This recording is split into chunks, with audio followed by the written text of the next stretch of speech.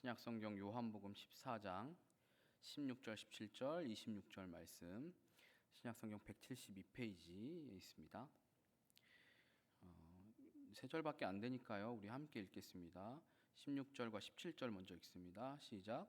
내가 아버지께 구하겠으니 그가 또 다른 보혜사를 너희에게 주사 영원토록 너희와 함께 있게 하리니 그는 진리의 영이라. 세상은 능히 그를 받지 못하나니 이는 그를 보지도 못하고 알지도 못함이라.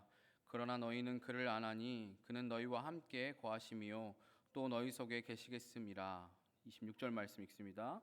보혜사 곧 아버지께서 내 이름으로 보내실 성령 그가 너희에게 모든 것을 가르치고 내가 너희에게 말한 모든 것을 생각나게 하리라. 아멘. 잠시 기도하겠습니다. 거룩하신 하나님, 오늘도 살아계신 하나님의 말씀을 대하기 원합니다.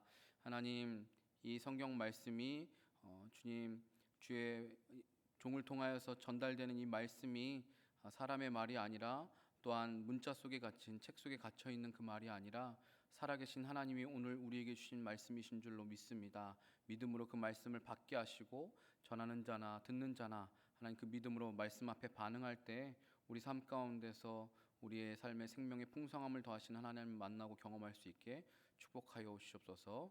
온전히 모든 것 주님께 맡기고 올려드립니다. 예수님의 이름으로 기도합니다. 아멘.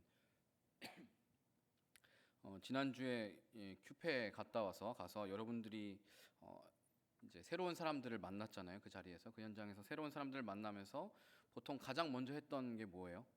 가서 만났을 때 사람들 자기소개를 하죠. 나는 누구라고, 내 이름은 뭐고, 나는 어느 교회에서 왔고, 그런 이야기들 하죠. 자신을 소개하는 일이었을 것입니다.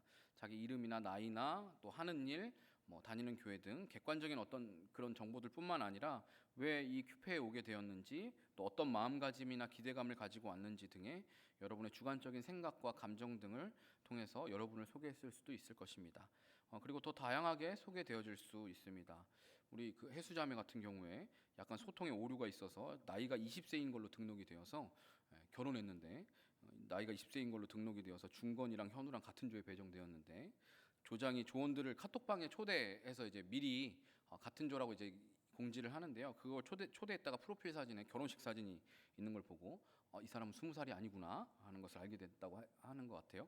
그래서 이렇게 어떨 때는 말로 나를 소개하는 것보다 사진 한 장이 그 사람을 강력하게 소개하기도 합니다. 저도 저희 집에서 제 아내가 저를 소개하는 것과 제 아들들인 예훈이나 예연이가 소개하는 것이 아마 다를 것입니다. 제 부모님이나 또 저와 함께 섬기는 우리 리더들 또 같이 사역하는 교육자들이 소개하는 제가 아마 다 조금씩 다를 것입니다. 가끔은 제 자신이 잘 몰랐던 저에 대한 모습을 다른 사람을 통해서 듣고 깨닫게 되기도 합니다. 나한테 그런 모습이 있었구나 라는 걸 본인도 몰랐던 걸 알게 되기도 하죠.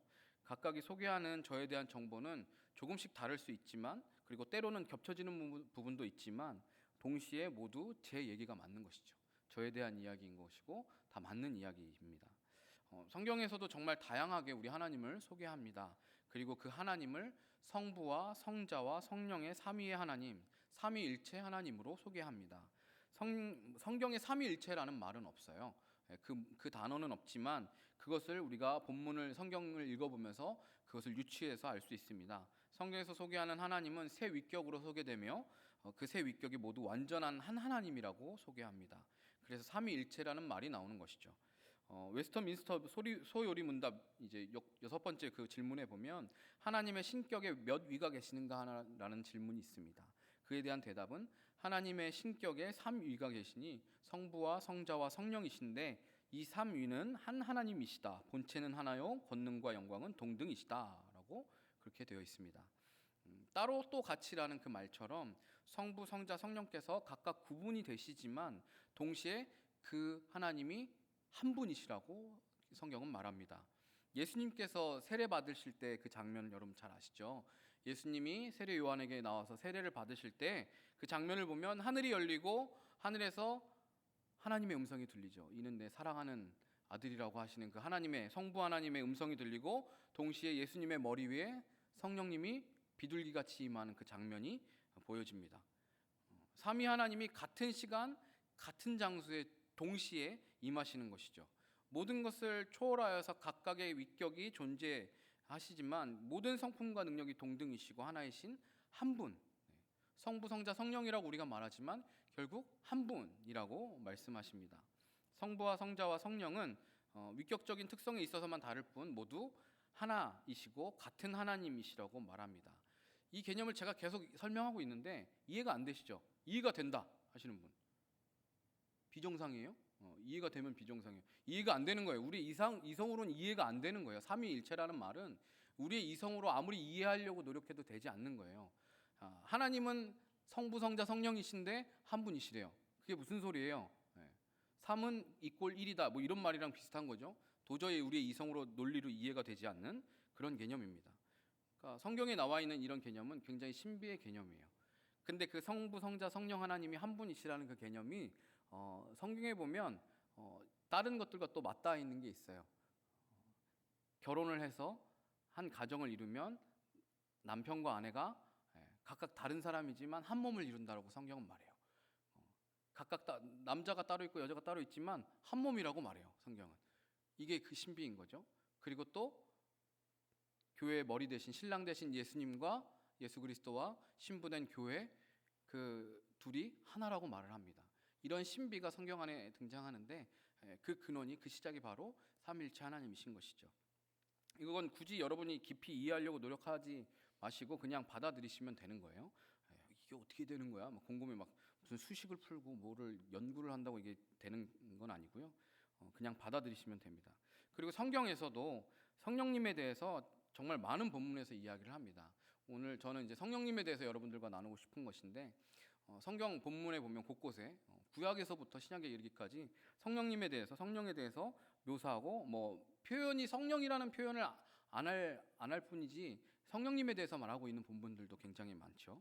신구약 전체를 아우르면서 성령님이 등장을 합니다. 오늘 우리가 읽은 요한복음만 해도 성령님에 대한 언급이 굉장히 많이 수차례 나옵니다. 성령행전이라는 별칭이 붙은 사도행전에도 성령님의 역사하신 그 행보가 나오고 대표적인 사건이 오순절 그 다락방에서 기도하고 있을 때 성령님이 임하신 성령 강림 사건이죠. 요한복음 3장에서는 물과 성령으로 거듭나지 않으면 하나님 나라에 들어갈 수 없다고 예수님이 말씀하십니다. 사도행전에서는 잡힐까봐 두려워서 숨어 지냈던 제자들이 성령님이 임하신 이후 담대하고 복음을 전파하고 담대하여지고 복음을 전파하고 그리스도인들이 서로 돌아보면서 교회가 하나 되는 모습을 보여줍니다. 성령님이 임하셨을 때 이런 변화들이 그리스도인들에게 일어났고요. 그 외에 뭐 고린도전서 12장에서는 성령의 은사, 성령의 열매 이런 말씀들을 이야기하고 있고요. 로마서 8장에서는 성령을 예수를 죽은 자 가운데서 살리신 이의 영이라고 표현을 합니다.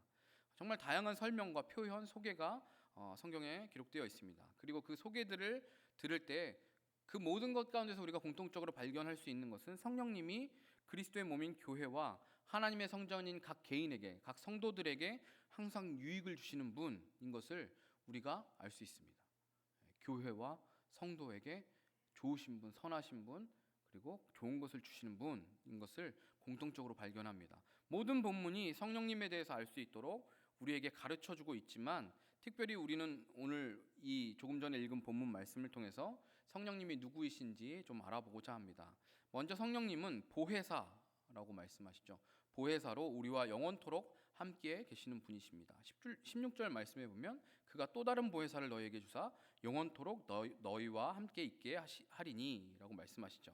오늘 본문 말씀은 예수님께서 잡히시기 전날 제자들의 발을 씻기시고 자신의 죽음과 부활을 말씀하시는 그 상황에서 제자들에게 그걸 이야기하시는 상황에서 나오는 말씀입니다. 예수님이 곧 죽으실 것과 베드로가 예수님을 3번 부인할 것 등을 예수님이 말씀하세요. 그러니까 제자들이 어떻게 했어요? 막 근심이 되겠죠. 예수님이 곧 죽는다고? 이게 무슨 소리지? 청천벽력 같은 그런 이야기를 듣고 제자들이 굉장히 물론 그 전에도 예수님 이야기하셨는데 제자들이 못 알아들은 거예요. 그런 예수님의 그 이야기를 듣고 막 근심하고 두려워하고 있으니까 예수님께서 제자들을 위로하시면서 내가 너희를 위하여서 거처를 예비하러 간다. 아버지 집에 내가 죽고 끝이 아니라 내가 너희를 위해서 아버지 집에 거처를 예비하러 간다. 너희들이 거할 곳을 구하러 간다. 찾으러 간다라고 말씀하십니다. 그리고 예비하러 가신다. 그리고 이때 예수님은 당신께서 아버지께로 가는 길이고 진리고 생명이라고 말씀하세요.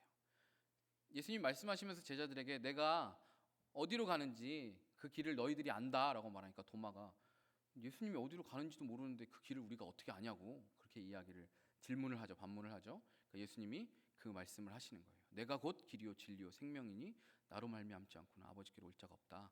그러니까 예수님을 본 사람, 예수님을 아는 사람은 어떻게 하면 그 아버지께로 갈 수 있는지 알 수 있는 사람들, 예수님을 본 사람은 아버지 하나님을 본 사람들, 그 이야기를 예수님 하시는 것이죠. 예수님은 바로 진리이신 하나님 아버지께로 가는 길이 되시는 분이라는 것을 말씀하십니다. 그리고 예수님께서 그 거처를 예비하러 가시면 아버지께 구하여서 또 다른 보혜사, 예수님이 그 지금까지는 제자들에게 그 역할을 하셨지만 또 다른 보혜사, 즉 예수님처럼 제자들을 도우시는 분, 가르치시고 깨닫게 하시며 또 지켜주시는 분을 보내겠다고 약속하십니다. 예수님이 나는 가지만, 나는 떠나가지만 내가 너희들을 위해서 또 다른 보혜사, 너희를 돕고 너희들에게 가르쳐주고 깨닫게 할 수 있는 분을 내가 아버지께 보내달라고 그렇게 요청하겠다, 그 약속을 해주시죠. 그리고 그 또 다른 보혜사는 영원토록, 예수님은 이제 떠나가시지만 그 보혜사는 한 번 오시면 떠나지 않으시고 너희와 영원토록 함께 하실 거야 라고 그렇게 말씀하십니다. 예수님께서는 성자 하나님이시죠. 예수님도 하나님이시잖아요. 그 성자 하나님이시지만 인간의 몸으로 이 땅에 오셨기 때문에 십자가의 사명을 완수하고 나서는 부활하셔서 하나님 아버지 보좌 우편으로 가셔야 돼요. 육신의 몸을 입고 영원히 제자들과 같이 있을 수는 없는 것이죠. 그래서 예수님은 당신이 떠나시는 대신 예수님과 같이 그들을 돕는 존재를 보내실 것을 약속하시는 것이죠. 예수님이 도우시고 함께 하셨을 때 제자들이 온전해질 수 있는 것처럼 그들이 예수님이 약속하신 또 다른 보혜사가 올 때 주시는 그 사명들, 제자로서의 그 길을 갈 수 있는 것, 그렇기 때문에 예수님 그것을 약속하시는데요. 그들이 예수님께서 떠나신 후에도 계속해서 앞으로 해야 될 일이 뭐죠? 예수님을 증거하고 예수의 증인된 삶을 살아야 되기 때문에 예수님 그렇게 말씀하십니다. 그래서 그런데 사실 이것은 또 다른 보혜사임과 동시에 예수님 떠나가신다라고 표현했지만 예수님 자신이 영으로 제자들과 함께 하시는 것을 의미하기도 하는 것입니다. 또 다른 보혜사, 성자 예수님하고 성령님은 또 별개로 우리가 구별해서 표현하지만 그게 또 다르게 표현하면 예수님이 영으로서 제자들과 함께 하시는 것이기도 하는 것이죠. 성령을 또 다른 표현으로 예수의 영이라고 성경은 표현해요. 예수의 영. 성자와 성령이 하나이시기 때문에 그렇게 표현하는 거예요. 다르게 부르고 구별해서 어떤 표현을 할 때가 있지만 결국 성자 하나님, 성령 하나님이 같은 분이신 것이죠. 그러니까 성령님이 그들 가운데 계시는 것은 예수님이 그들 가운데 계시는 것과 마찬가지인 거예요. 성령님은 예수님께서 부활하셔서 하나님 보좌 우편에 앉아 계시는 동안 제자들에게, 예수를 믿고 쫓아가는 성도들에게 예수님의 말씀을 깨닫고 순종하도록 도우시며 또 동시에 예수님께 그 모든 것들을 전달해드리는 예수님의 사자 역할을 하시는 거예요. 예수님과 소통하시지만 예수님 그 자체이기도 하신 분이 바로 성령님이십니다. 성자 예수님께서 이 땅에 재림하시는 그날까지 성령님은 우리에게 예수님의 말씀을 계속해서 가르치시고 깨닫고 또 그 말씀대로 살아갈 수 있도록 그 도우시는 임재가 되어서 영원히 우리와 함께 하십니다. 계속 예수님의 말씀이 깨달아지고 들려지고 말씀대로 살아가고 계속 그것을 우리 안에서 내주하시면서 계속해서 그 일들을 우리 안에서 이뤄가시는 분이신 것이죠. 그래서 예수님께서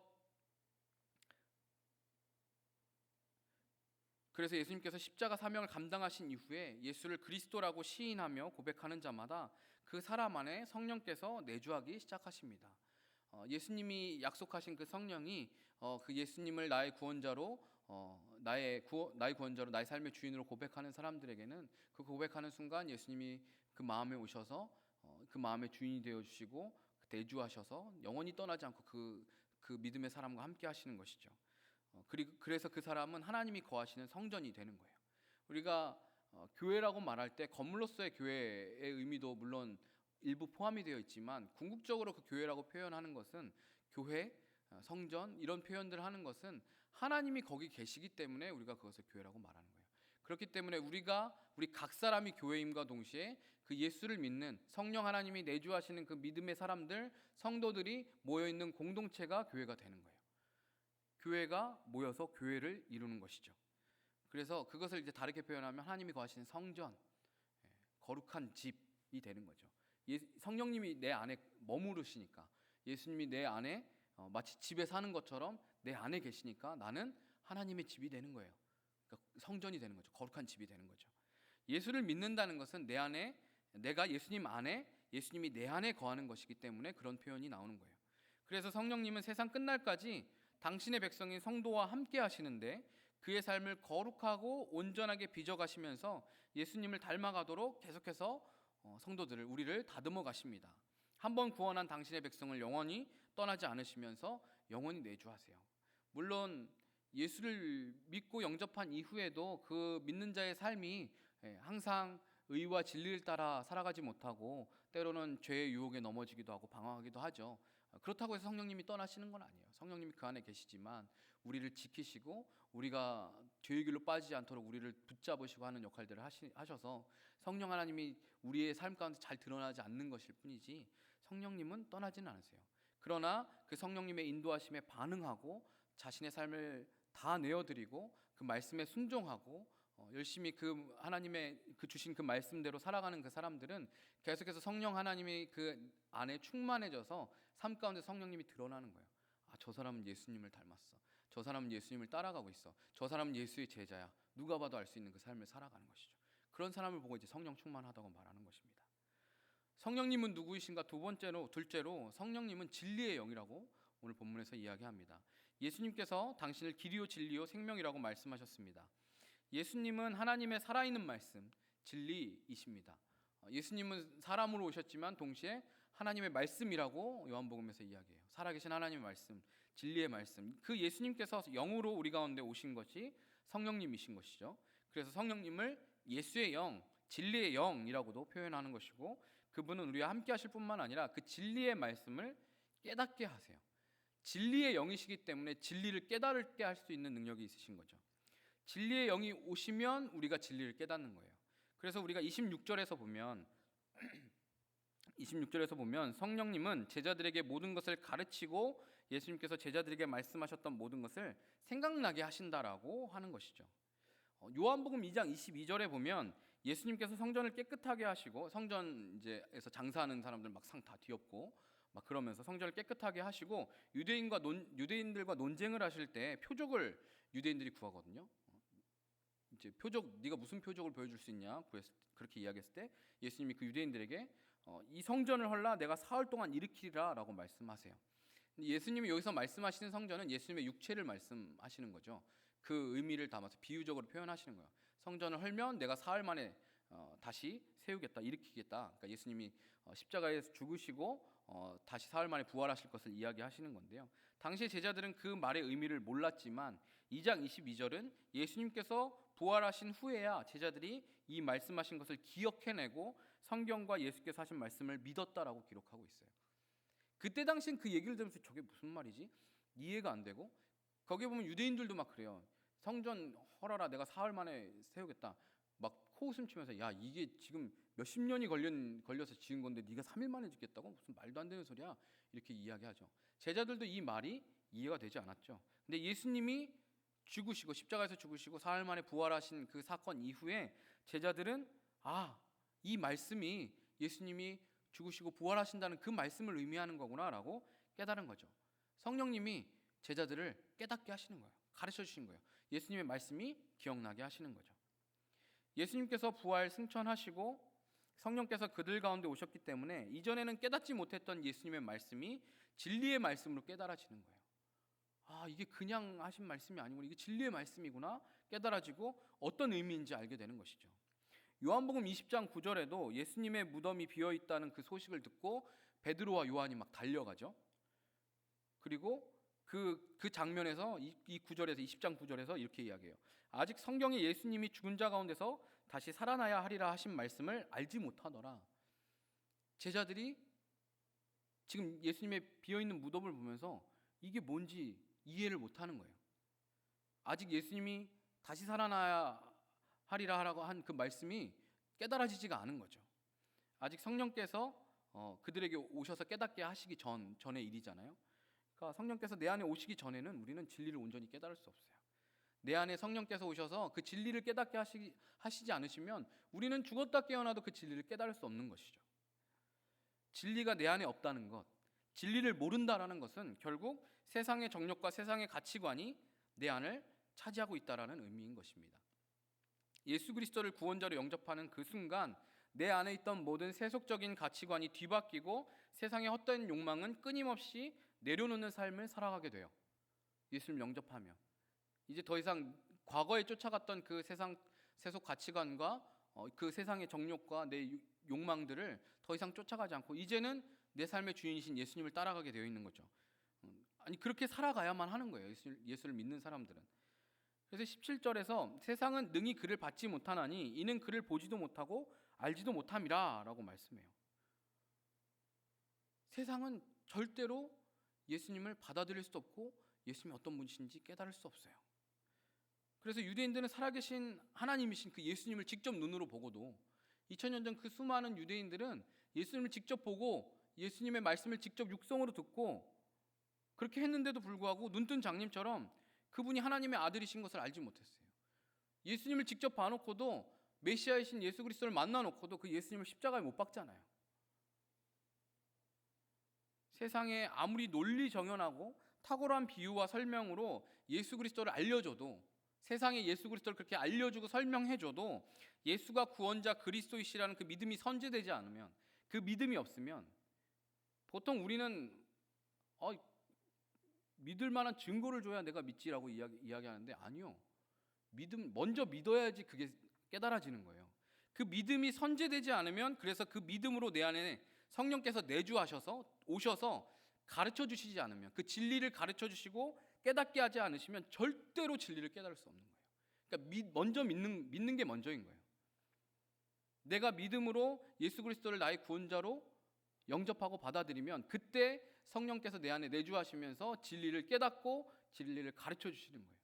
그럼 예수님의 말씀이 어떤 의미인지가 해석이 되고 이해가 되는 거죠. 받아들여지는 거죠. 그 전까지는 아무리 세상에 논리정연하고 완벽한 설명, 비유를 가지고 이야기를 해도 믿지 않아요. 보여줘도 알지 못해요. 만약 그게 통한다면 하나님이 세상에 믿지 않는 사람들 구원하시는데 굳이 그렇게 전도를 하고 복음을 전해야 된다고 선교사님들을 보내고 이렇게 하실까요?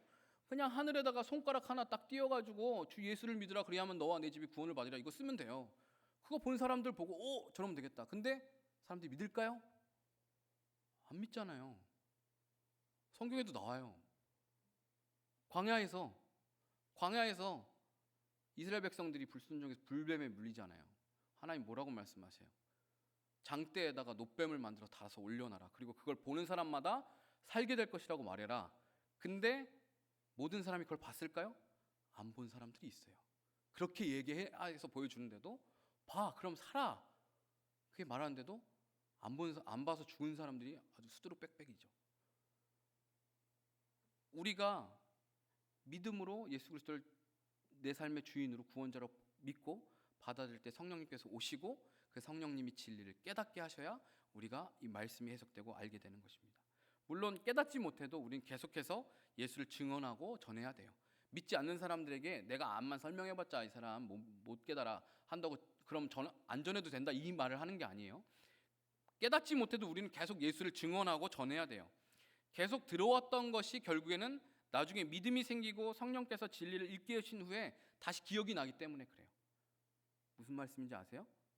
내가 이야기한 것들이 지금은 그냥 벽에다 대고 말하는 것 같지만 그 사람이 지금 내가 전하는 걸 들어왔던 것이 나중에 그 사람이 믿음이 생겨서 성령님을 통하여서 깨닫게 되면 그때 그 친구가 이야기했던 신 목사님이 그때 이야기했던 그 말씀이 이 의미였구나라고 깨달아지는 거예요. 근데 그걸 아무도 이야기를 안 해줘. 그럼 깨달을 게 없는 거예요. 그러니까 우리는 듣든지 아니 듣든지 그 사람이 그걸 받아들이든지 안 받아들이든지 아무리 설명을 잘해도 이 사람은 못 알아먹어가 아니라 그렇게 해서라도 말씀을 전하고 가르치고 해야 되는 것이죠. 마치 제자들이 오순절 성령 강림 이후에 예수님께서 말씀하셨던 이전의 말씀들이 어떤 의미인지 기억하고 깨달았던 것처럼 우리는 계속해서 그 말씀을 알려주고 전해야 되는 것입니다. 그리고 우리도 들어야 되는 것이고요. 그래서 성령님은 누구신가? 세 번째가 이 두 번째랑 묶여 있는 거예요. 성령님은 예수님의 말씀과 모든 것을 가르치시고 생각나게 하시는 분이라는 거예요. 예수님께서 우리에게 주신 그 모든 말씀을 가르치시고 생각나게 하시는 분. 과거 믿음이 없을 때에는 예수 믿는 사람들이 세상 어리석고 정말 바보 같은 사람들로 느껴져요. 혹시 이 중에 예전엔 예수님을 안 믿다가 나중에 이제 좀 성인이 되고 혹시 자라서 이제 예수를 믿게 된 분들이 계신지 모르겠는데, 과거에 여러분들이 예수를 믿는 사람들을 봤을 때 시야를 한번, 그때 생각을 한번 떠올려 보세요. 예수 믿는 사람들 되게 바보 같아 보이지 않았나요? 저는 가끔 안 믿는 사람들이 우리를 어떻게 생각할까? 막 이런 생각을 해볼 때가 있는데요. 그런 사람들이 이해가 안 되죠. 아니, 그 쉬어야 되는 그 일요일 날 왜 쓸데없이 교회 가가지고, 교회 그냥 가는 것도 아니야. 자기 돈 내면서, 그죠? 헌금. 내 돈 내가면서 돈을 주고 오라고 해도 안 올 판에 내 돈을 내가면서 막 이렇게 예배 드리러 간다고 하니까 이해가 안 되는 거죠. 눈물 흘리면서 기도하는 어머니를 보면서 이해가 안 돼요. 아니, 뭐가 그렇게 아쉬워서 저렇게 눈물까지 흘리면서 기도를 할까? 성경 말씀을 읽어도 이게 나랑 무슨 상관이야 도대체? 이게 이해가 안 되고 무슨 의미가 있는 것인지 모르죠. 제가 아는 한 친구는 예전에 예수님 믿는 사람들에게 냉소적일 당시에 교회를 보면서, 교회를 뭐라고 생각했다고 표현했냐면, 세상에서 실패한 루저들이 모여서 지들끼리 모여서 서로 자위하고 위로하는 곳이라고 그렇게 속으로 교회를 조롱했다고 해요. 그 말을 듣는데 괜히 또 그 말이 또 약간 맞는 것 같기도 해서 좀 열받았어요. 물론 그 친구가 이제 회심한 이후에 표현한 건데요. 자기는 과거에 정말 그런 교만한 생각으로 조롱하고 막 비웃었다고. 근데 세상은 그렇게 우리를 보는 거예요. 저 세상에서 뭔가 안 통하니까 지들끼리 위로하고 서로 그렇게 하려고 모이는 거지, 이렇게 생각하는 거죠. 이 모임이 어떤 의미인지 모르니까, 성령으로 진리를 깨닫지 못하니까 그렇게 생각하는 거예요. 또 어떤 아이가 교회에서 운영하는 어린이집에 다니는 어떤 아이가 있었는데, 어린이집에서 이제 찬양을 알려줬나 봐요. 천국은 마치, 이 찬양 여러분도 아시죠? 천국은 마치 밭에 감추인 보아, 이 노래인데, 집에 와서 그 찬양을 막 흥을 했나 봐요. 그 가사 중에 이런 게 있어요. 집 팔고 땅 팔고 냉장고 팔아 기어이 그 밭을 사고 말 거야 하는 거예요. 여기서 말하는 그 밭을 산다라는 의미는 천국을, 내 모든 것을 내어놓고서라도 소유해야 된다라는 그 천국의 중요한 가치를 이야기하는 건데, 그 가사를 이제 얘가 막 흥얼거리고 있는데 그걸 옆에서 듣고 있던 불신자 아빠가 기겁을 하면서 그 어린이집 보내지 말라고, 애들한테 뭐를 도대체 가르치길래 애가 집을 팔고 땅을 팔고 냉장고를 팔라는 이런 노래를 부르냐고, 그렇게 막 이야기를 했다고 해요. 그러니까 이 천국의 가치와 의미를 비유로 설명해 주신 그 예수님의 말씀을 아이들의 수준에 맞춰서 이렇게 가사로 만든 건데, 믿음이 없는 사람이 듣기에는 집을 왜 팔고 땅을 왜 파냐 화를 내는 거죠. 교회에서 이상한 거 가르친다고. 믿지 않는 사람도 얼마든지 경험이나 공부를 통해서 정보로서의 성경, 지식으로서의 성경을 많이 알 수는 있어요. 오히려 우리보다 더 많이 알고 더 잘하는 사람들도 있죠. 믿지 않지만. 그러나 그렇더라도 그 참 의미와 중요성은 오직 성령께서만 가르치시고 생각나게 하실 때 깨달을 수 있는 거예요. 아무리 그 정보와 그 지식을 많이 알고 있어도 그 참 의미, 그 가치를 알 수 있는 것은 성령님이 깨닫게 하실 때만 할 수 있는 거예요. 진리는 진리의 영이신 성령께서만 깨닫게 하실 수 있습니다. 진리는 진리의 영으로만 깨달아지는 거예요. 내가 열심히 노력한다고, 내가 성경을 많이 공부한다고 해서 깨달아지는 게 아니에요. 그래서 우리는 하나님의 말씀이 성경을 많이 읽고 공부하고 또 설교를 통해서 그 의미와 해석을 듣는 것과 동시에 성령님께서 그 참된 의미, 진리를 깊이 깨닫게 해주시라고 간절히 기도해야 하는 거예요. 여러분이 진리를 깨닫기 원하시면, 진리에 대해서 깊이 알아가고 주님에 대해서 더 알기 원하신다면, 여러분이 교회에서 하는 어떤 성경 공부나 이런 거 열심히 하시고, 뭐 외부에서 그런 거 가르쳐주는 어떤 기관이나 검증된 데로 가셔야 돼요. 대신에 신천지가 요즘 많아가지고 그런 기관에서 배우시고 공부하시는 거 좋아요. 근데 그걸 한다고 진리가 깨달아지는 게 아니에요. 진리의 영이신 성령님이 그 시간을 통해서, 그 자리를 통해서 깨닫게 해주셔야 되는 거예요. 그러니까 우리는 간구해야 되는 거예요. 주님, 내가 이렇게 공부하는 걸 통해서, 내가 배우는 걸 통해서 진리가 깨달아지게 해주세요. 오늘 하나님 예배 시간에 설교자를 통해서 주시는 그 말씀이 오늘 셀 모임에서 나눠지는 이 말씀이 하나님의 말씀으로 깨달아지도록 진리의 영이신 성령께서 깨닫게 해주세요라고 우린 기도해야 하는 것입니다.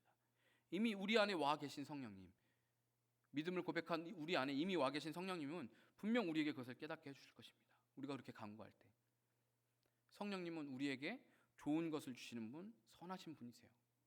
우리에게 좋은 걸 주기를 원하세요. 성령님께서 우리와 함께 하시면 그래서 우리 삶에 참 평안과 기쁨이 넘치게 되는 거예요. 내가 예수를 믿고 예수를 믿으면 그 사람에게 참 평안과 참 기쁨이 있다라는 것, 또 다른 말로 성령님께서 우리 안에 계시면 참 평안과 기쁨이 있다라는 말이에요.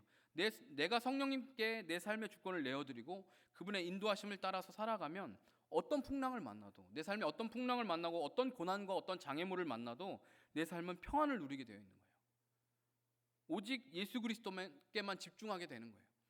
내 옆에선 풍랑이 일고 전쟁이 나고 폭탄이 터지고 뭐 난리가 나도 내 눈에는 오직 예수님만 보이는 거예요. 진리의 영신 성령님이 내 안에 있으니까 나는 지금 그게 중요한 게 아니에요. 예수가 중요한 거예요. 예수님을 바라보는 거예요. 예수님을 보니까 마음이 평안한 거예요. 마치 영화나 드라마에서 사랑에 빠지는 그 순간을 묘사하는 장면들 보면 그 순간 주변의 모든 소리가 음소거가 되잖아요. 띵 하고서는 모든 게 음소거가 되면서 갑자기 그 사랑에 빠진 대상만 클로즈업 되면서 막 슬로우 모션으로 막 되잖아요. 본 적 있으세요? 제가 되게 좋아하는 그 일본 영화 중에 하나가 허니와 클로버라는 영화가 있는데 이거는 좀 약간 덜 유명한 영화예요. 제가 좋아하는 배우인 아오이 유가 나오는데 거기에 보면 남자 주인공이 그 미대생들 이야기예요. 아오이 유가 그림을 그리고 있는데 그 여자 주인공을 딱 처음 보는 그 순간 갑자기 노래가 띵 하고 바뀌면서 음소거가 쭉 되고 배경음악만 나와요. 그리고 그 여학생이 여자 주인공이 그림을 그리고 있는 그 장면에 살랑살랑 바람이 불면서 벚꽃이 날립니다. 거기는 실내인데 벚꽃이 날려요. 벚꽃이 날리고 갑자기 슬로우 모션으로 그 여자 배우의 얼굴을 조금씩 클로즈업을 해요. 마치 그것처럼 성령께서 내 안에 계시면 나는 내가 주님과 그 사랑에 빠지면 다른 건 안 보이는 거예요. 다른 건 중요치 않은 거예요. 두렵지 않은 거예요.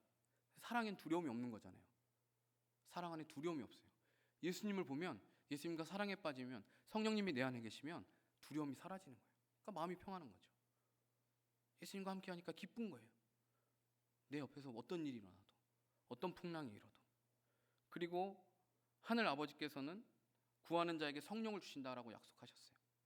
누가복음 11장 13절에서 예수님은 너희가 악할지라도 좋은 것을 자식에게 줄 줄 알거든 하물며 너희 하늘 아버지께서 구하는 자에게 성령을 주시지 않겠느냐. 악한 자라도 자식에게 좋은 것을 줄 줄 안대요. 근데 하나님이 구하는 자에게 주시는 좋은 것이 뭐냐? 성령이라고 말씀하세요. 만약에 다른 것이었으면 하나님이 줄 수 있는 가장 좋은 것이 다른 것이었으면 그게 기록되어 있었겠죠. 아버지께서 구하는 자에게 돈을 주시지 않겠느냐. 돈이 만약에 우리에게 좋은 것이었으면 하나님 그렇게 말씀하셨겠죠. 예수님 그렇게 말씀하셨겠죠. 구하는 자에게 돈을 주시지 않겠느냐. 그랬으면 좋았을 텐데라고 생각하시는 분 계신가요? 근데 성경은 예수님은 구하는 자에게 성령을 주시지 않겠느냐라고 말씀하세요. 이 말은 하나님께서 우리에게 주신 최고의 선물은 성령이라는 거예요. 하나님 우리에게 주실 수 있는 최고의 선물이 성령님이시라는 거예요. 그 성령님께서 우리와 함께 하신다는 것은 광야에서 하나님의 임재가 성막 가운데 임했던 것. 광야에서 성막을 지었을 때 거기서 하나님 항상 구름으로 임재하시잖아요. 다윗의 장막에 그 임재의 불이 계속해서 꺼지지 않고 타고 있었던 것처럼, 솔로몬의 성전에 그 쉐카이나 그 구름이 빽빽하게 가득하게 찼던 것처럼 예수님께서 이 땅에 오신 임마누엘의 축복과 같은 그런 똑같은 축복인 거예요. 성령님께서 내 가운데 내주하신다는 것, 성령님이 나와 함께 하신다는 것, 하나님 우리에게 성령을 선물로 주신다는 것은 그 의미와 다 똑같은 의미인 거예요. 하나님 자신을 우리에게 주시는 것이고 우리와 함께 하신다라는 가장 중요하고 가장 큰 축복인 거예요. 우리는 거룩하신 하나님께서 우리와 함께 계실 때, 우리와 함께 하실 때 그때 가장 온전하고 행복할 수 있게 창조된 존재들이에요. 아담과 하와가, 태초에 아담과 하와가, 아담이 완전하고 행복할 수 있었던 이유는 하나님이 그를 창조하셨고 그가 하나님과 함께 했기 때문에 그래요. 하나님과 어떠한 장애물도 없이 교류하고 교제하고 하나님의 사랑을 누릴 수 있기 때문에, 그 온 천지 만물에 새겨져 있는 하나님의 사랑을 느끼고 누리고 할 수 있기 때문에 행복했던 거예요. 근데 하나님, 사람, 인간이 하나님을 거부한 그 순간, 하나님의 말씀에 불순종해서 하나님을 거부한 그 순간 그 모든 게 다 깨지는 거예요. 그러니까 아무리 좋은 걸 가져도 불행하게 되는 거죠. 우리 인간은 그렇게 창조된 존재들이에요. 하나님과 함께할 때, 성령님과 함께할 때 우리는 참된 온전함과 행복을 누릴 수 있는 것이죠. 성령님이 하나님이세요. 성령님이 예수 그리스도세요. 2000년 전 이스라엘에 오셨던 예수님께서 지금도 살아서 영으로 우리와 함께 하시는 것, 그분이 바로 성령님이세요. 그러니까 먼 얘기가 아니라 어디 남 얘기가 아니라 다른 나라 이야기가 아니에요. 지금 오늘 여기에 여러분과 함께 하시는 게 성령님이시라고요. 눈에 안 보일 뿐인 거지. 그러나 우리가 성령님에 대해서 생각할 때 오해하지 말아야 될, 주의해야 될 점들이 있어요. 성령님은 성부 하나님처럼 영이시기 때문에 우리 눈에 보이지 않으세요. 그러므로 성령님을 단순히 어떤 마음, 내가 뭔가 마음 먹는 거, 마음, 관념, 능력으로 생각해서는 안 돼요. 제가 요 직전 지난달 설교 때도 그런 설명을 드렸지만 만화에서 묘사되는 것처럼 성부 하나님이 발사하는 무슨 에너지 블라스트, 에너지 파, 태양권 뭐 이런 게 아니에요. 성령님이 무슨 기가 발사되고 막 그런 에너지 이런 게 아닙니다. 어떤 물질이나 기운이 아니기 때문에 측량할 수가 없고 예측할 수가 없어요. 이걸 이제 반대로 생각해 보면 측량할 수 없고 예측할 수 없기 때문에 이분이 성령님이 그런 존재가 아니구나라는 걸 우리가 알 수 있는 거죠. 어떤 특정 행동을 하거나 어떤 특정 장소에서 어떤 조건을 갖추면 성령님이 임하시는 게 아니에요. 어떤 그런 조건이나 어떤 계산에 딱딱 맞아떨어지는 그런 분이 아니세요. 각 현상마다 물론 이제 성령님이 임재하시는 각 현상마다 공통점이 있을 수는 있지만 성령님을 부르는, 성령님이 임재하시는 어떤 조건 같은 건 없어요. 그게 만약에 있다면 그 조건만 맞추면 항상 성령님의 기름 부으심이 있어야겠죠. 항상 그 성령님의 임재가 있어야겠죠. 마치 무슨 번호를 맞춰놓고 뭔가 이제 값을 입력해 놓으면 그거 그대로 이제 기계가 움직이는 것처럼. 근데 성령님은 그런 분이 아니세요. 성경에 보면 성령님이 임하셨을 때 현상을 묘사할 때 바람과 같은 소리가 들린다라고 말하죠. 오순절 다락방 사건에서 바람과 같은, 바람이 아니에요. 바람과 같은 소리가 들리고 불의 혀처럼, 불이 아니에요. 불의 혀처럼 갈라지는 게 보였다고 표현해요. 바람이 아니고 불이 아니에요. 성령님은. 예수님께서 아까 앞에도 말했지만 예수님께서 세례 받으실 때 성령이 비둘기 같이 임했다고 말해요. 비둘기가 아니에요. 성령님은 비둘기가 아니에요. 성령님이 비둘기 모양으로 하고서 나 여기 있다 하고서 온 게 아니라 비둘기 같이 임했다는 거예요. 그게 어떤 의미인지 우리는 직접 보지 않는 이상 잘 모르겠죠. 근데 그걸 이제 우리가 알아들 수 있는 말로 좀 설명을 하려고 하니까 그렇게 표현을 한 거지, 성령님이 절대 비둘기는 아니에요. 생수로 보면 또 성령님을 생수로 비유하죠. 생수로 비유하는 것이지 성령님이 물은 아니에요. 이 땅에 유한한 것들로 무한하신 성령님을 정의하거나 표현할 수 없어요. 어떻게 유한한 걸로 무한한 걸 표현할 수 있겠어요? 증명할 수 있겠어요? 우리의 유한한 생각과 표현들로 짐작하고 묘사할 뿐인 거예요. 그러므로 상징이나 표적 자체가, 어떤 현상이나 그거 자체가 성령님을 의미하는 게 아니에요. 성령님이 임하시면 이런 일도 일어나기도 하고 저런 일도 일어나기도 해요. 그냥 대표적인 어떤 성령님이 임하셨을 때 나타난 어떤 대표적인 현상으로 방언 같은 게 있는 거죠. 근데 방언을 한다고 무조건 성령님이 임했느냐? 또 그것도 또 생각해 봐야 될 문제인 거예요. 다 달라요. 항상 뭔가 획일적으로 뭔가 똑같은 조건을 갖춰줘야 성령님이 임재하시는 게 아니에요. 그렇기 때문에 우리가 100% 이해할 수 있는, 성령님을 100% 이해할 수 있는 표현이 세상에 존재하지 않아요. 그러니까 그걸 항상 주의하셔야 돼요. 이렇게 하면 성령을 받을 수 있다. 이렇게 하면 성령님 할 수 있다. 어떤 명확한, 아주 정확한 법칙 뭐 이런 거는 없다라는 걸 우리는 기억해야 되고요. 또한 성령님은 성부 성자 하나님과 같은 인격체이시라는 것. 인격체이시고 삼위 하나님의 한 위이신 것. 인격체이시라는 것은 내가 거절할 수 있다는 걸 의미하는 거예요. 인격체. 인격 대 인격으로 제가 여러분들 대할 때 뭐 예를 들어서 제가 뭐 현진자매 같이 밥 먹읍시다. 인격체면 거절할 수 있는 거예요. 목사님 죄송하지만 제가 이번 주에 바빠서 이번 주는 안 될 것 같아요. 거절할 수 있는 거예요. 근데 만약에 인격적인 관계가 아니야. 내 종이야. 같이 밥 먹자. 그러면 못 먹는데요. 말을 못하죠. 그건 인격적인 관계가 아닌 거잖아요. 거절할 수 있기 때문에 성령님이 인격적이신 분이신 거예요. 만약 우리가 성령님을 거절할 수 없다면 성령님은 우리를 로봇처럼 마음대로 조정하거나 괴롭혀서 복종할 수밖에 없게 만드는 그런 비인격적인 존재라는 것이죠. 근데 성령님이 그렇게 하시나요? 그렇게 하지 않으시잖아요. 귀신이나 무당과 가장 큰 차이점이 바로 이건 거예요. 성령님이. 귀신이나 무당은 귀신이 막 빙의하잖아요. 귀신이 사람에게 들어가서 빙의해서 그 사람을 자기 마음대로 조종하고 피폐하게 만들잖아요. 성경에도 보면 자기의 의지와 상관없이 막 불에 뛰어 들어가고 물에 뛰어 들어가고 막 이러잖아요. 그러니까 자기의 의지는 전혀 상관없이 비인격적으로 그 사람을 조종하는 거예요. 그래서 그 사람을 망가뜨리고 죽음에 이르게 만들죠. 서서히 죽게 만들어요. 무당도 귀신에게 복종하지 않으면 자기 몸이나 자기 가족들을 치기 때문에 두려워서 복종하게 되는 사람이 무당들이잖아요. 무당된 사람들한테 찾아가서 물어보면 그런 사람이 실제 있는지 제가 물어보지는 않아서 모르겠지만 무당을 정말 너무너무 하고 싶어서 한 사람이냐고 물어보면 아마 거의 없을 거예요. 귀신이 무서우니까 자기 몸을 아프게 하고 자꾸만 집안에 사고가 일어나고 안 좋은 일이 일어나니까 그게 두려워서 어쩔 수 없이 무당이 되는 경우가 거의 대부분인 거예요. 전혀 인격적이지 않아요. 근데 성령님은 그러지 않으세요. 우리가 성령님을 얼마든지 거부하고 거절할 수 있어요. 그렇다고 해서 네가 감히 나를 거부해? 한다고 우리를 괴롭히거나 우리를 때리거나 하시는 분이 아니세요.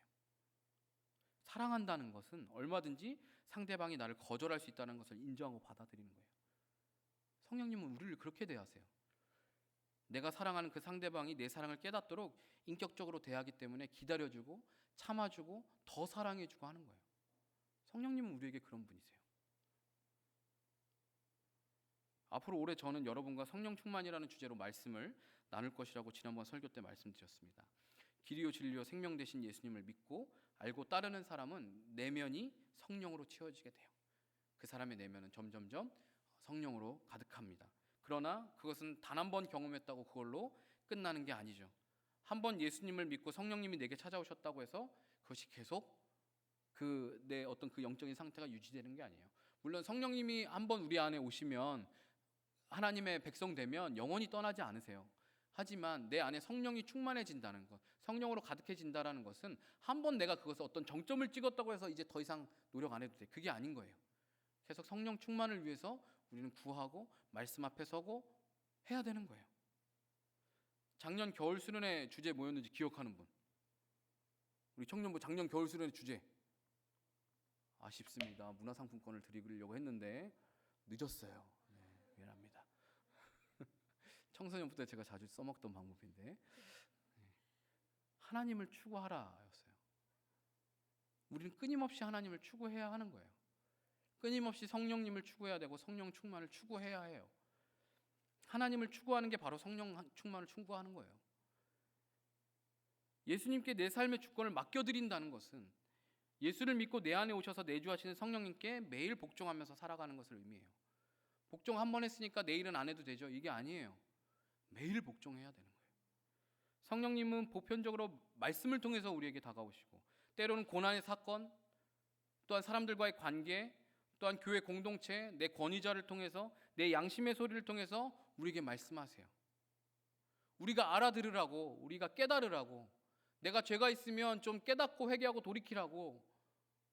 하나님은 때로는 극적으로는 그런 고난의 사건을 만나게도 하실 때도 있고, 오늘 이렇게 주일날 선포되는 말씀을 통해서 보통 일반적으로 깨닫게 하시고, 큐티를 통해서 말씀을 내가 매일매일 보면서 거기서 하나님 우리에게 말씀하시고, 성령님은 그렇게 우리에게 말씀하세요. 그리고 우리가 그 말씀에 순종하기를 기다리세요. 순종하냐 안 하냐는 우리의 선택인 거예요. 우리 안에 여전히 우리 안에 육체의 소욕이 있어서 우리 내면에서 충돌이 일어나요. 성령님은 계속 우리에게 그렇게 말씀하시는데 우리는 자꾸 그 충돌이 일어나요. 육체의 소욕 때문에. 하나님이 나에게 주신 오늘 큐티 말씀을 통해 주신 말씀은 이렇게 하는 건데 내 마음은 그렇게 하고 싶지 않아. 과거의 그 육체의 소욕과 새롭게 내 안에 찾아오신 그 성령의 소욕이 충돌할 때 우린 좌절을 느껴요. 성령의 음성에, 성령님의 명령에 순종하지 못하고 따라가지 못하고 죄를 짓고 죄의 유혹에 넘어질 때 우린 스스로를 보면서 좌절을 느끼고 내 한계를 경험하기도 해요.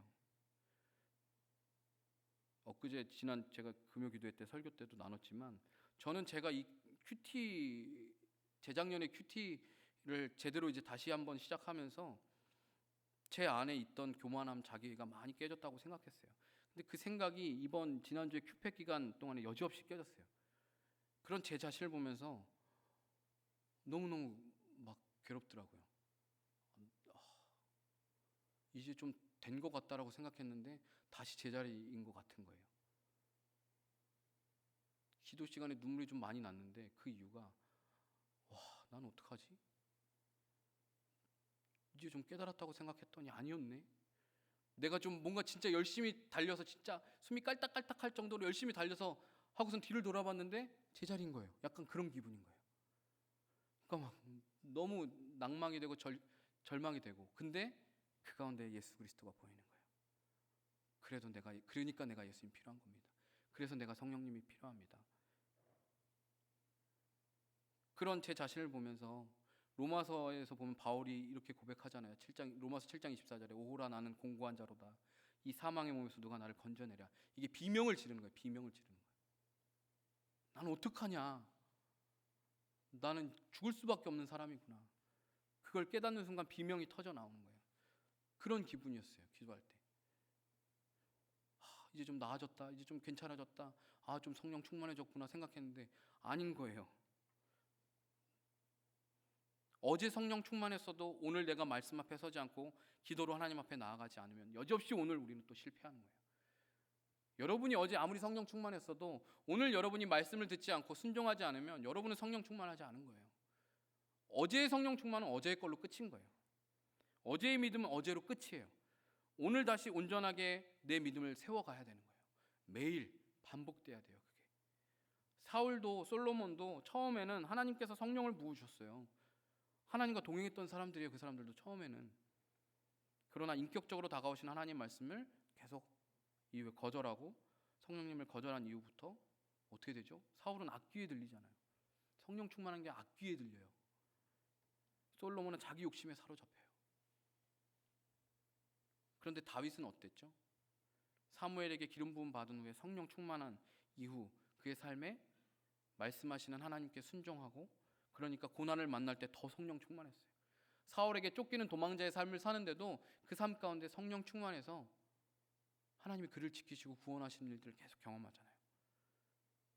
그런데 그 이후 그의 삶이 편안해지고 성령님을 구하는 삶이 해이해졌을 때 죄의 유혹 앞에 또 쓰러지잖아요. 그런 다윗도 또 쓰러지잖아요. 밧세바를 보고 음욕을 품고 간음하고 우리아를 살해하고 이런 죄를 짓잖아요. 그런데 그 죄를 지었는데 다윗은 어떻게 하죠? 선지자 나단을 통해서 책망하시는 그 하나님의 음성에 하나님의 말씀에 다윗은 통회하고 자복하면서 성령님께 다시 한번 순복하잖아요. 내가 죄를 지었습니다. 주의 성령을 내게서 거두지 마시라고 간 거예요. 하나님 날 떠나지 마시라고. 성령 충만하지 않은 삶이 어떤 의미인지 그는 알기 때문에 그래요. 성령 충만하지 않는 순간, 우리가 성령 충만을 추구하지 않는 순간 어떤 신학자는 그렇게까지 표현하더라고요. 성령 충만을 구하지 않는 것은 죄다. 그렇게까지 표현해요. 우리가 예수 그리스도로 충만케 되지 않는 것은 죄예요. 그건 해도 되고 안 해도 되는 문제가 아니에요. 우리가 성령 충만하지 않는 것은 하나님 앞에 죄를 짓는 거예요. 사랑하는 여러분, 성령님은 하나님이 우리에게 주시는 가장 좋은 선물이십니다. 동시에 우리처럼 실패하고 매일매일 실패하고 낭망하는 이렇게 소망 없는 자들에게 베푸시는 하나님의 놀라운 은혜가 성령님이신 거예요. 성령님은 우리와 함께하기 원하세요. 성령 충만하다는 것, 또 다른 말로 하나님을 온 마음을 다해서 사랑하는 거예요. 내 안에 하나님을 향한 사랑, 나를 향한 그 하나님의 사랑으로 가득 채워지는 것, 그분을 아는 지식으로 가득 채워지는 것, 성령님의 인도하심에 내 삶을 맡기고 그 음성에 매일 순복하면서 살아가는 것, 그것이 우리가 구해야 되는 삶이고 우리가 누려야 되는 삶인 거예요. 그거는 때로는 어렵지만 힘들지만 우리가 반드시 추구해야 되는 삶이고 그 삶을 살아갈 때 우리 삶 가운데 참 평안과 기쁨이 넘치게 될 것입니다. 우리 삶에 어떤 환경과 상황을 만날지라도 매일 진리의 영 되신 성령님이 내 안에 충만해지시기를 간구하는 저와 여러분 되기를 간절히 부탁드립니다. 함께 찬양할까요?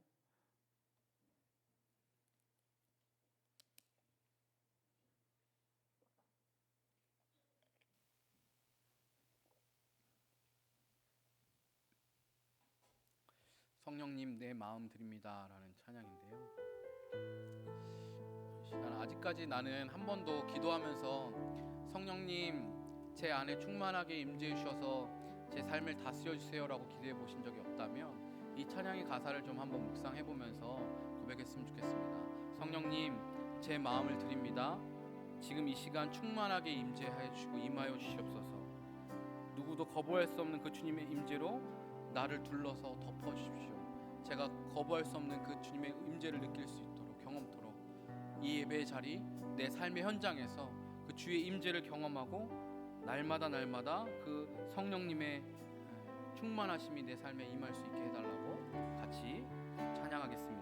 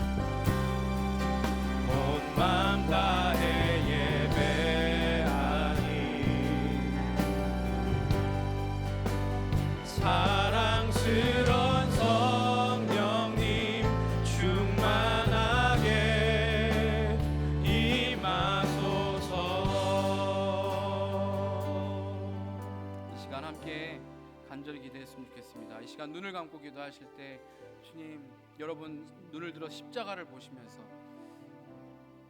성령님, 내 안에 계신 성령님, 항상 내 삶에 성령님이 충만하게 되기를 원합니다. 성령님이 잠깐 계시는 게 아니라 그 성령님이 아주 내 마음의 일부에만 계시는 게 아니라 내 마음 전부를 차지하셨으면 좋겠습니다. 하나님, 나는 아무리 몸부림쳐도, 하나님, 나는 아무리 죄의 문제 앞에 그렇게 살고 싶지 않다고 몸부림쳐도 나는 또 실패하고 넘어지고 낭망하는 자입니다. 내 안에 성령님이 계시지 않으시면, 내 안에 성령으로 충만케 되지 않으면 나는 오늘도 또 죄의 문제 앞에 좌절하고 낭망하는 자입니다. 하나님, 우리에게 하나님 성령 충만함을 허락하여 주시옵소서. 성령 하나님, 내 삶을 붙들어주시고 나는 끊임없이 내 삶의 주권을 주님 앞에 내어드림으로 내 안에 그 주님의 사랑이 충만케 되어서 내가 두려움 없이 우리 주님만 바라보고 주님과 동행하는 삶을 누릴 수 있도록 하나님 도와주시옵소서라고 이 시간 여러분의 마음을 성령님 앞에 드리면서 함께 기도하겠습니다. 성령 하나님, 이 시간 우리 안에 계신 성령님께 우리의 마음을 드리며 하나님 우리 삶의 주권을 드리기 원합니다. 하나님, 지금 이 시간 하나님 우리 가운데 충만하게 아버지 하나님 임하여 주시옵소서.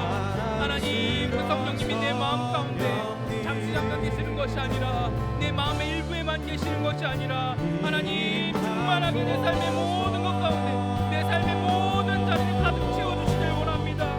하나님, 우리가 주님 없이는, 우리 성령님 없이는 날마다 실패할 수밖에 없는 자들입니다.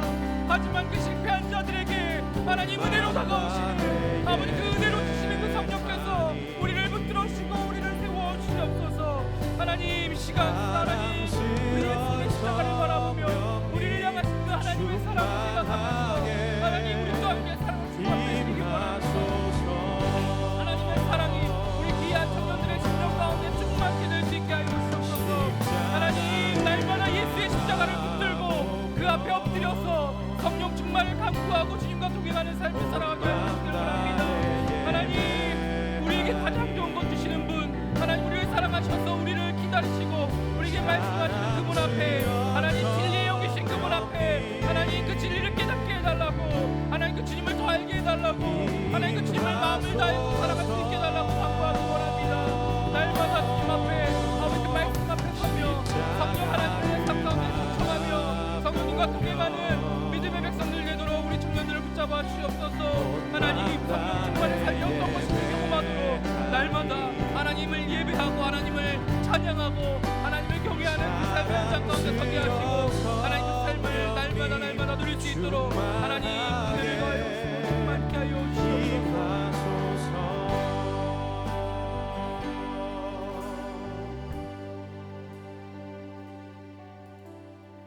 참 좋으신 성령님, 그리고 우리를 사랑하셔서 지금도 우리를 위하여서